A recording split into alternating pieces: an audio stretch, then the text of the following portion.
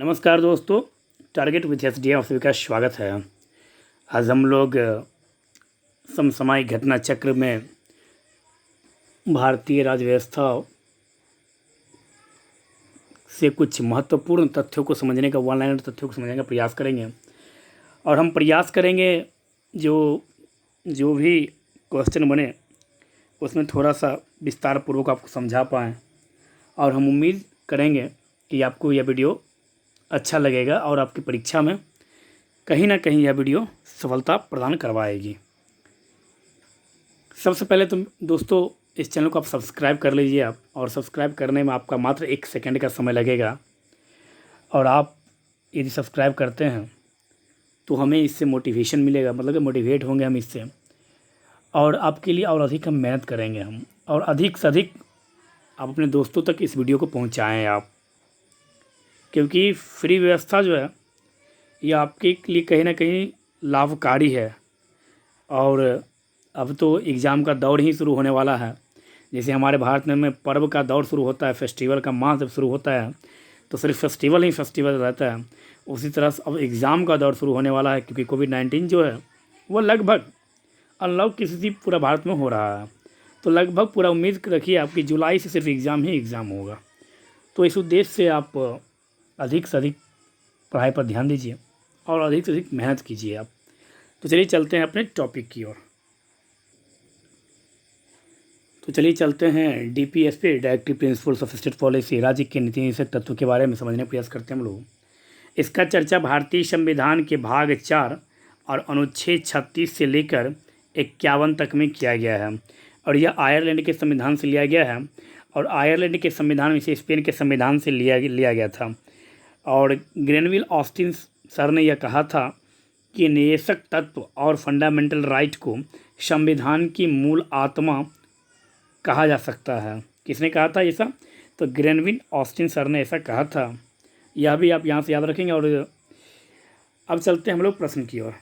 भारतीय संविधान में मूल कर्तव्य शामिल किया गया सरदार स्वर्ण सिंह समिति की संस्तुति पर, मतलब क्या, सरदार स्वर्ण सिंह समिति के सिफारिश पर फंडामेंटल ड्यूटीज़, मतलब क्या, नीति निदेशक तत्व जो है यह भारतीय संविधान में भाग 4 में अनुच्छेद 36 से 51 तक में है। और यहीं पर जब पूछे आपसे कि फंडामेंटल ड्यूटीज़ कहाँ पर है, तो भारतीय संविधान का भाग 4 का क और अनुच्छेद 51 के क में कहा गया है। यह नागरिकों के अधिकार और कर्तव्य आपस में संबंधित और अविभाज्य है, लेकिन मूल संविधान में मूल अधिकारों को रखा गया, ना कि मूल कर्तव्यों को। कहने का यहाँ पर यह मतलब है कि भारतीय संविधान में मूल कर्तव्य जो है यह सोवियत संघ रूस के संविधान से प्रभावित होकर लिया गया और शामिल किया गया। प्रमुख लोकतांत्रिक देश जैसे America, Canada, France, Germany, Australia, इन सभी देशों के संविधान में नागरिकों के कर्तव्यों को विश्लेषित नहीं किया गया है। यह भी याद रखेंगे। संभवतः एकमात्र जापानी संविधान में नागरिकों के कर्तव्यों को रखा गया है। इसके विपरीत समाजवादी देशों ने अपने नागरिकों के मूल अधिकारों एवं कर्तव्यों को बराबर महत्व दिया है। जैसे रूस के संविधान में घोषणा की गई कि नागरिकों के अधिकार का प्रयोग एवं स्वतंत्रता उनके कर्तव्यों एवं दायित्वों के निष्पादन से संबंधित है। तो फंडामेंटल ड्यूटीज़ जो है इसका चर्चा भारतीय संविधान के भाग 4 क अनुच्छेद 51 के क में किया गया है, और यह रूस के संविधान से लिया गया है। यह भी आप यहाँ से याद रखेंगे। जिस प्रकार से आपका जो अधिकार है देश से, उसी प्रकार से आपका देश के प्रति कुछ कर्तव्य भी बनता है। मान लीजिए आपका अधिकार है अपने शिक्षक से पढ़ना, उसी तरह से आपका यह कर्तव्य भी है अपने गुरुजनों का, अपने शिक्षकों का आदर करना, सम्मान करना, उनकी बातों को मानना, ससमय आप अपनी क्लास में उपस्थिति दें, ससमय आप पढ़ाई करने के लिए बैठ जाइए, यह आपका कर्तव्य है। और अधिकार क्या है आपका? आपका अधिकार है कि आप अपने शिक्षक से क्वेश्चन पूछ सकते हैं। जिस प्रश्न को आप नहीं समझ रहे हैं उस प्रश्न को आप 2 बार 3 बार आप पूछिए, यह आपका अधिकार है। उनका अधिकार क्या है? तो उनका अधिकार है आपको डांटना, आपको समझाना, यह उनका अधिकार है। और कर्तव्य, तो फंडामेंटल ड्यूटीज़ क्योंकि आपके पास जब राइट दिया गया तो ड्यूटीज़ भी आपका देश के प्रति बनता है। तो यह किस कमेटी के सिफारिश पर इसे जोड़ा गया? तो सरदार स्वर्ण सिंह समिति, जिसका गठन आप कह सकते हैं, जो 1976 में कांग्रेस पार्टी ने सरदार स्वर्ण सिंह समिति का गठन किया, जिसे राष्ट्रीय आपातकाल 1975 से 77 के दौरान मूल कर्तव्यों, उनकी आवश्यकता के संबंध में एक प्रस्ताव देना था। समिति ने सिफारिश किया कि संविधान में मूल कर्तव्यों का एक अलग पाठ होना चाहिए। किस कमेटी ने यह सिफारिश किया? तो सरदार स्वर्ण सिंह समिति ने यह सिफारिश किया और इसमें बताया गया कि नागरिकों के अधिकारों के प्रयोग के अलावा अपने कर्तव्यों को भी निभाना चाहिए। 42 अमेंडमेंट 1976 के तहत इसे जोड़ा गया और इसके माध्यम से संविधान में एक नया भाग 4 क जोड़ा गया और इस भाग में केवल एक अनुच्छेद 51 क था, जिसमें पहली बार नागरिकों के 10 मूल कर्तव्यों को शामिल किया गया।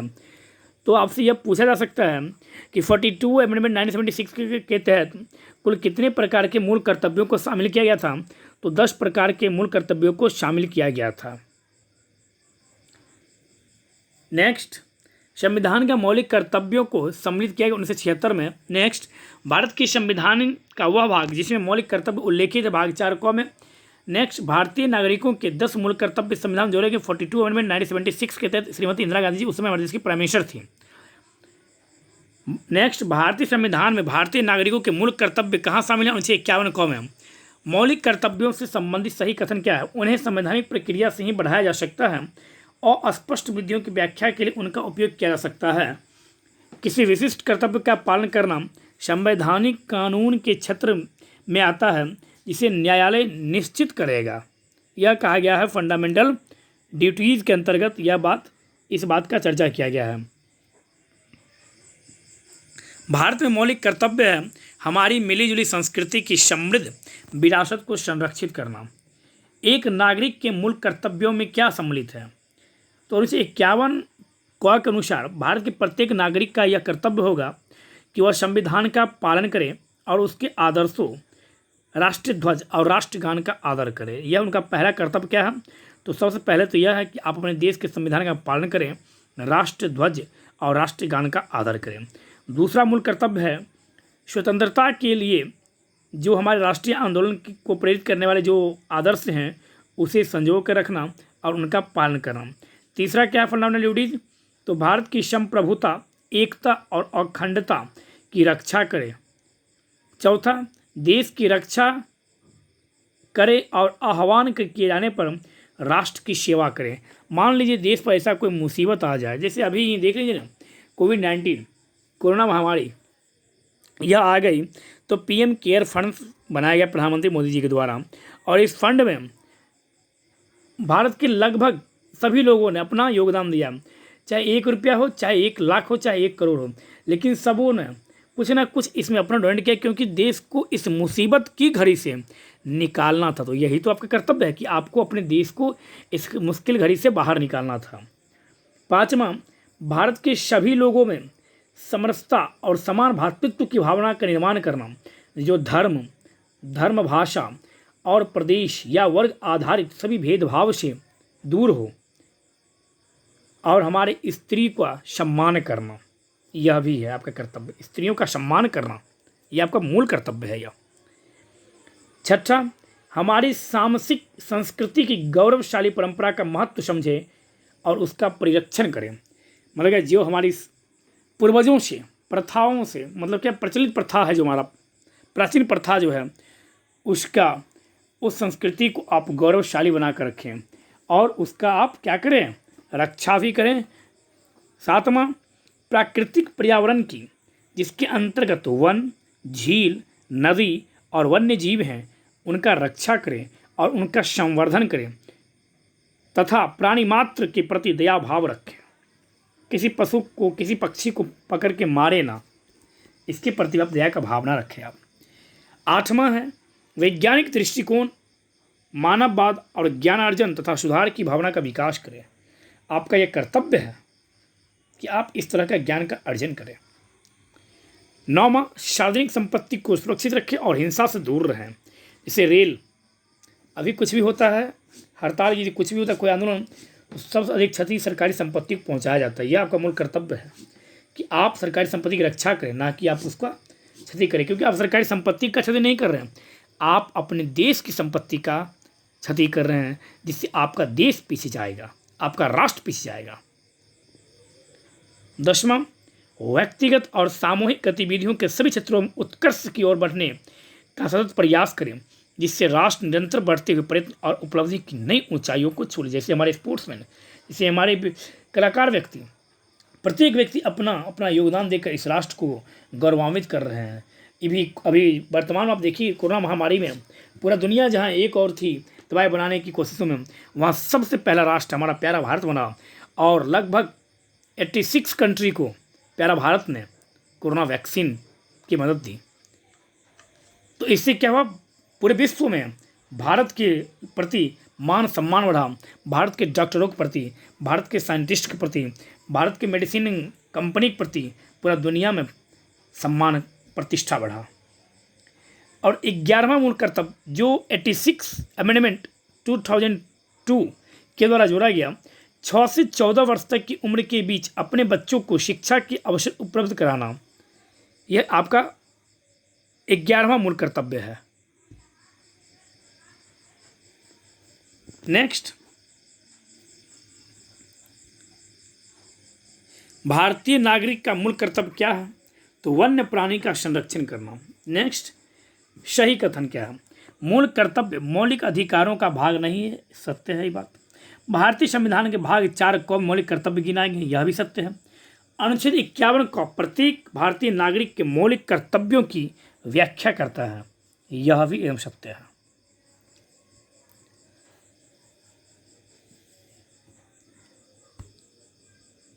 मौलिक कर्तव्य के बारे में आलोचकों का कहना है कि संविधान के भाग 4 में इनको शामिल करना मूल कर्तव्यों के मूल व महत्व को कम करती है। उन्हें भाग 3 के बाद जोड़ा जाना चाहिए था ताकि वे मूल अधिकारों के बराबर रहते। यह आलोचकों का कहना फंडामेंटल ड्यूटीज़ के प्रति यह उनका कथन है।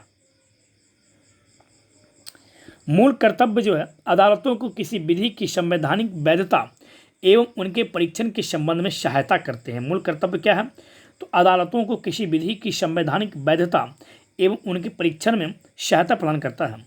1992 में उच्चतम न्यायालय ने यह निर्णित किया कि किसी कानून की संवैधानिकता की दृष्टि से व्याख्या में यदि अदालत को पता लगे कि मूल कर्तव्यों के संबंध में विधि में प्रश्न उठते हैं तो अनुच्छेद 14 या अनुच्छेद 19 जिसके तहत 6 स्वतंत्रता दिए गए हैं के संदर्भ में इन्हें तर्कसंगत माना जा सकता है और इस प्रकार ऐसी विधि को असंवैधानिकता से बचाया जा सकता है।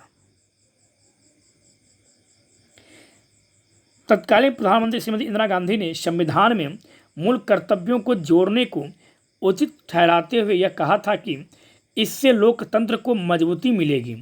मूल कर्तव्यों का नैतिक मूल्य अधिकारों को कोमल करना नहीं होना चाहिए, लेकिन लोकतांत्रिक संतुलन बनाते हुए लोगों को अपने अधिकारों के समान कर्तव्यों के प्रति भी सजग रहना चाहिए।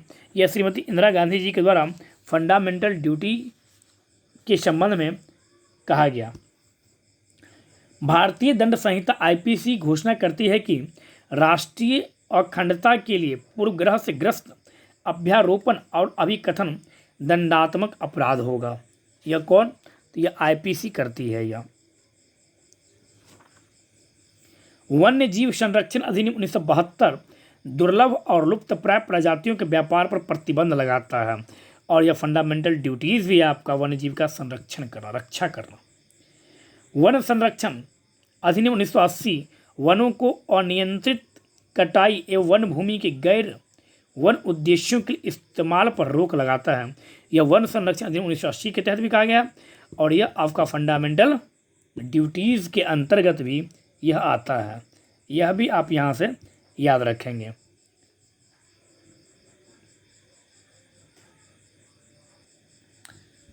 नेक्स्ट है सही सुमेलित करना। भाग 2 सिटीजनशिप, भाग 2 का चर्चा अनुच्छेद 5 से लेकर 11 तक किया गया है। भाग 3 का चर्चा मूल अधिकार अनुच्छेद 12 से लेकर 35 तक में किया गया है। भाग 4 DPSP directive principle of state policy, इसका चर्चा अनुच्छेद 36 से लेकर 51 तक में किया गया है। नागरिकता जो है, एकल नागरिकता का प्रावधान यह ब्रिटेन के संविधान से लिया गया है। मौलिक अधिकार फंडामेंटल राइट का प्रावधान जो है यह अमेरिका के संविधान से लिया गया है, मतलब कि USA के संविधान से यह लिया गया है। और DPSP directive principles of state policy जो है यह आयरलैंड के संविधान से लिया गया है। यह भी आप यहाँ से थोड़ा सा याद रखेंगे। रीज़न क्या है कि यह सब आपसे एग्जाम में पूछता है। अब थोड़ा सा हम लोग संविधान सभा के सत्र के बारे में एक बार देख लेते हैं। संविधान सभा का जो सत्र है वह कुल 11 सत्र हुआ था और 12वां सत्र जो है वह 24 जनवरी 1950 को। तो पहला सत्र जो है वह कब से कब तक चला था, यह एग्जाम बहुत पूछता है। 9 से लेकर 23 दिसंबर 1946 तक यह संविधान सभा का पहला सत्र चला था। कब से कब तक, तो 9 से लेकर 23 दिसंबर तक। और 11वां सत्र आप याद रखेंगे, यह भी पूछता है 14 नवंबर से लेकर 26 नवंबर 1949 तक। कब से कब तक, तो 14 नवंबर 1949 से लेकर 26 नवंबर 1949 तक संविधान सभा का 11वां सत्र जो है यह चला था। क्योंकि पहला सत्र और 11वां सत्र एग्जाम में बहुत पूछता है, यह आप यहाँ सा याद रखेंगे। भाग 5 का चर्चा जो है वह अनुच्छेद 52 से लेकर 151 तक में किया गया है, जिसमें द यूनियन मतलब क्या संघ का चर्चा किया गया है। भाग 6 में राज्य सरकारें के बारे में दिया गया, मतलब क्या राज्य के बारे में दिया गया है, जिसका चर्चा अनुच्छेद 152 से लेकर 237 तक में किया गया है, जिसमें कई अध्याय हैं। पहला अध्याय है साधारण अध्याय, दूसरा अध्याय है कार्यपालिका जिसका चर्चा 153 से 167 तक में है। अध्याय 3 में है राज्य का विधान। जब कभी भी आपसे पूछे कि भारतीय संविधान के भाग 6 के किस अध्याय में राज्य का विधानमंडल है, तो भारतीय संविधान के भाग 6 के अध्याय 3 में राज्य का विधानमंडल का चर्चा अनुच्छेद 168 से 212 तक में किया गया है। और राज्यपाल की विधायी शक्ति का चर्चा जो है यह अनुच्छेद 213 में किया गया है। भाग 6 के अध्याय 5 में राज्य के उच्च न्यायालय के बारे में बताया गया है। और राज्य के उच्च न्यायालय के बारे में अनुच्छेद 214 से लेकर 232 तक में हाई कोर्ट का चर्चा किया गया है। भाग 8 संघ राज्य क्षेत्र अनुच्छेद 239 से लेकर 242। भाग 9 पंचायत अनुच्छेद 243 से लेकर 243 टवर्गी 9 मतलब कि बाबाजी वाला जो 9 उसके तहत भाग 9 को नगरपालिका अनुच्छेद 243 243 तो से लेकर 243 6 तक।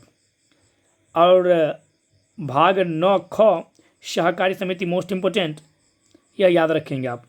भाग 11 संघ और राज्यों के बीच संबंध अनुच्छेद 245 से लेकर 263 तक में इसका चर्चा किया गया है, किसका, संघ और राज्यों के बीच जो संबंध है। भाग 14 संघ और राज्यों के अधीन सेवाएं, भाग्य नहीं बोलिएगा, भाग बोलिएगा, भाग्य अलग होता है और भाग अलग होता है। भाग एज ए पार्ट 14 संघ और राज्यों के अधीन सेवाएं, जिसके तहत अनुच्छेद 308 से लेकर अनुच्छेद 323 तक चर्चा किया गया, जिसमें लोक सेवा आयोग का चर्चा अनुच्छेद 315 से लेकर अनुच्छेद 323 तक में किया गया है। भाग 15 निर्वाचन, जिसका चर्चा अनुच्छेद 324 से लेकर अनुच्छेद 329 तक में किया गया है। भाग 17 राजभाषा का चर्चा, जिसमें कुल 4 अध्याय हैं। भाग 17 के अंतर्गत कुल 4 अध्याय हैं और इस अध्याय का चर्चा अनुच्छेद 343 से लेकर अनुच्छेद 351 तक में किया गया है। भाग 18 आपात उपबंध आर्टिकल 352 से लेकर अनुच्छेद 360 तक में किया गया है। और भाग 20 संविधान का संशोधन अनुच्छेद 368 में किया गया है, इसका चर्चा। और भाग 21 का चर्चा 369 से लेकर 392 तक में। और भाग 22 जिसमें संविधान का संक्षिप्त नाम प्रारंभ, हिंदी में प्राधिकृत पाठ और निरसन, इसका चर्चा अनुच्छेद 393 से लेकर अनुच्छेद 395 तक में किया गया है। यह भी आप थोड़ा सा यहाँ से याद रखेंगे। तो कभी कभी आपसे पूछ देता है कि वित्त आयोग का गठन किस अनुच्छेद के तहत होता है, तो वित्त आयोग का गठन अनुच्छेद 280 के अंतर्गत किया जाता है। फिर वह पूछता है आपसे, अधिकांशतः वह पूछता है कि राष्ट्रपति को क्षमादान, दंडादेश के निलंबन, परिहार या लघुकरण की शक्ति किस अनुच्छेद में चर्चा किया गया, तो अनुच्छेद 72 के तहत यह चर्चा किया गया है। फिर वो पूछता है कभी कभी धन विधेयक की चर्चा, तो धन विधेयक की चर्चा अनुच्छेद 110 के तहत किया गया है। अनुच्छेद 123 में क्या है, तो 123 में है अध्यादेश, राष्ट्रपति को ऑर्डिनेंस जारी करने का अधिकार जो है आर्टिकल 1, 2, 3 में है। और आर्टिकल 1, 2, 4 में क्या है, तो सर्वोच्च न्यायालय के गठन का चर्चा अनुच्छेद 124 में किया गया है। फिर कभी कभी वह पूछता है जो अनुच्छेद 312 में क्या है, तो अखिल भारतीय सेवा का चर्चा वो अनुच्छेद 312 में किया गया है। अधिकांशतः वह पूछता है कि 368 में तो संविधान संशोधन करने की शक्ति संसद के पास है, यह अनुच्छेद 368 तक कहा गया है। फिर वह कभी कभी अधिकांशतः पूछते रहता है जो अनुच्छेद 280 तो वित्त आयोग का गठन, और अनुच्छेद 161 जब पूछे तो राज्यपाल को क्षमादान देने की शक्ति, और राष्ट्रपति को अनुच्छेद 72 के तहत, और राज्यपाल की नियुक्ति के संदर्भ में जब पूछे तो अनुच्छेद 155 के तहत यह कहा गया है। तो यह भी आप यहाँ थोड़ा सा याद रखेंगे। भारतीय संविधान में कुल 12 अनुसूची, यह भी आप याद रखेंगे। तो इस प्रकार से आज हम लोग संविधान के संबंध में कुछ महत्वपूर्ण बातों को कोशिश की हम आप लोगों तक पहुँचाने का, और हम उम्मीद करते हैं कि आप लोगों को यह जो सीरीज चल रहा है पॉलिटी का, यह आप लोगों को अच्छा लगेगा, और आपके कंपटीशन के एग्ज़ाम में, चाहे आप जिस भी एग्ज़ाम की तैयारी कर रहे हैं, उस एग्ज़ाम में आपको यह मदद करेगा। स्वस्थ रहिए, मस्त रहिए, खूब अच्छे से पढ़ाई कीजिए, बड़ों का सम्मान कीजिए, छोटों को प्यार दीजिए। धन्यवाद।